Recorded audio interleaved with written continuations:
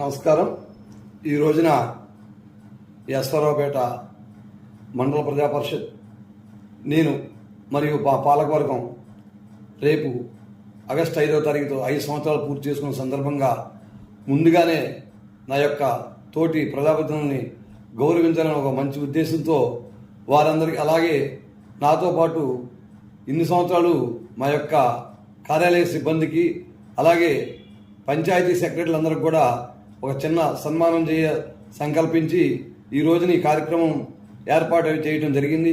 వీరి అందరి యొక్క ప్రోత్సాహంతో నేను ఈ 5 సంవత్సరాలు కూడా దిగ్విజయంగా పలు కార్యక్రమాలు చేయడం జరిగింది.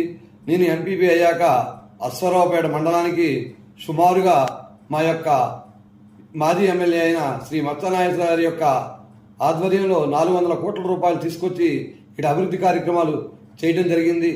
అది సెంట్రల్ లైటింగే కానివ్వండి, అలాగే ఆర్టీఓ ఆఫీసే కానివ్వండి, అలాగే రైతు వేదికలే కానివ్వండి, 100 పడకల హాస్పిటలే కానివ్వండి, అలాగే పామాయిల్ ఫ్యాక్టరీకి మళ్ళీ సామర్థ్యం సరిపోతే మరి యొక్క ఫ్యాక్టరీకే కానివ్వండి, అలాగే నేను చెప్పుకోవాలంటే చాలా ఇప్పుడు గుమ్మడిపల్లి నుంచి వెళ్ళే కోయరంగాపురం ఉన్న బ్రిడ్జియే కానివ్వండి, అలాగే రాళ్ళవాగు అనే గ్రామంలో నీటి సమస్య ఉంటే వెంటనే వెళ్ళి 24 గంటలు అలా బోర్ వేయడం జరిగింది.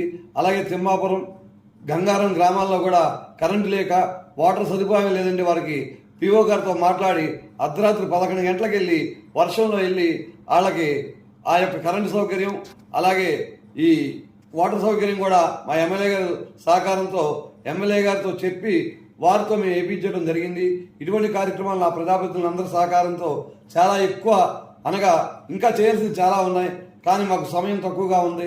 మాకు 5 సంవత్సరాల సమయంలో దగ్గర 2 సంవత్సరాల కరోనా అనే మహమ్మారి మాకు కొన్ని కార్యక్రమాలకు అడ్డుపట్టడం జరిగింది. కాబట్టి ఇంకా చేయాల్సిన పనులు చాలా ఉన్నాయి. అయినా సరే నాకున్న సామర్థ్యంతో, నాకున్న పరిధిలో నేను ఈ యొక్క కార్యక్రమాలన్నీ చేయటం జరిగింది. అలాగే నా దగ్గరకు వచ్చిన ప్రతినిధులే కానీ ప్రజలు కానీ పలు సమస్యలు నా దృష్టికి వస్తే నా యొక్క పరిధిలో వారందరికి కూడా నేను